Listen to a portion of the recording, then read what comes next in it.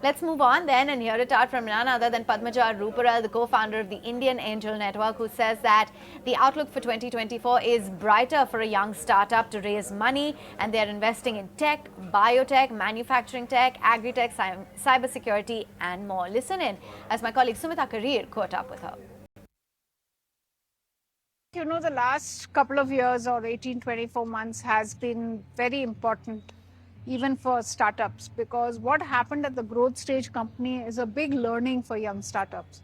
So I think the learning was twofold. One, as a business, that doing dhanda without munafa doesn't work. Okay, and I think that has seeped into the startup ecosystem, which to my mind is a great thing to have happened.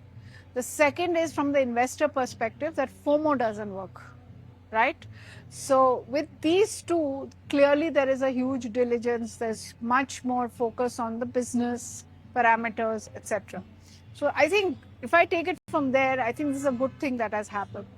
And the third thing is the outcome has been that many companies, large and small for that matter, who have looked at profitable businesses and turned profitable, right? Or at least reduce their losses.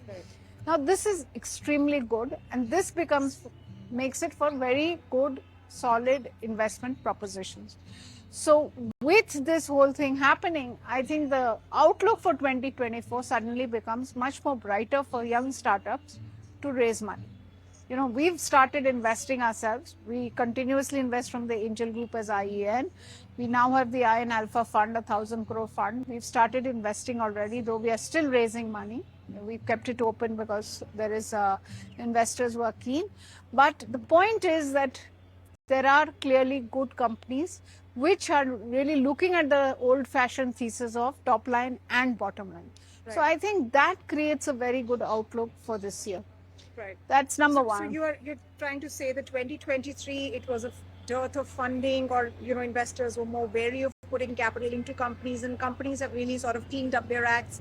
They've become better as far as governance issues are concerned, profitability is concerned. That's right. So 2024 you say is going to be better than 2020. Yes, because I think if we invest as startups, as early stage investors in good companies, there is clearly money lying in the growth stage to come into young startups. So I think this is the time to raise money, and to investors, early stage angels, young, early stage VCs, this is the time to invest. Absolutely. Now, one final question before we let you go, and this really is on the IPO boom.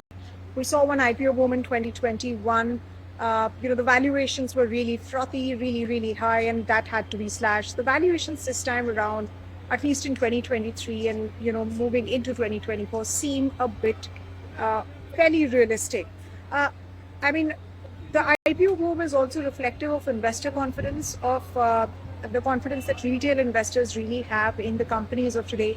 But do you, as an investor, do you really sense some sort of caution considering, the pace at which these IPOs have been hitting? See, let me again give you one statistic. Over 60% of the companies which are going IPO today have VC or private equity money, right? In some of them, you even have angels sitting there, right? So one piece that has happened is that there is this asset class which is now seeing an exit in IPO.